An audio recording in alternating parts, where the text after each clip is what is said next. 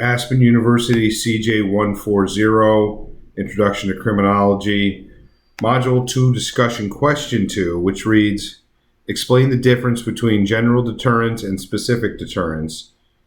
Do you feel deterrence is effective? I'm Andre Rosedale. I'm the instructor for this course, and this is my discussion question post. So the textbook defines specific deterrence as a goal of criminal sentencing that seeks to prevent a particular offender from engaging in repeat criminality. Where general deterrence is a goal of criminal sentencing that seeks to prevent others from committing crimes similar to the one for which a particular offender is being sentenced.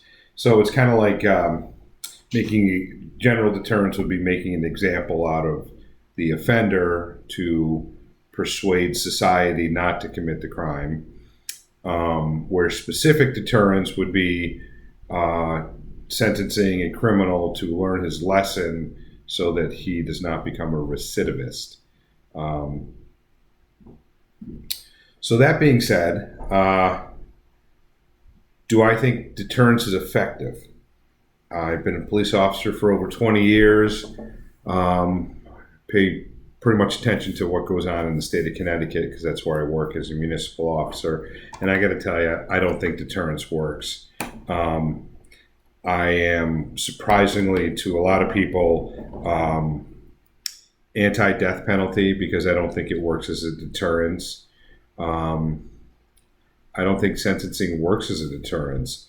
It just, the way the system is set up, criminals that commit crimes or people that know criminals and know about criminal activity can see that you set like a year in jail for committing a theft of $5,000 or more. But the person really only does like a month and then is put on probation.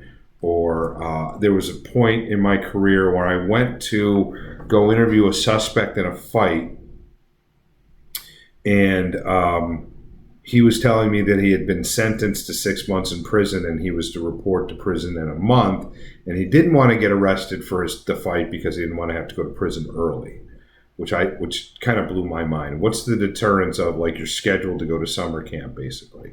So I don't believe that deterrence works. It may have at one time, but I think society has moved on from that. I think the prisons, as much as we overfill them with minimum mandatory sentencing, the reality of deterrence is it doesn't exist because there's no room for criminals, or they'll get out early if they behave.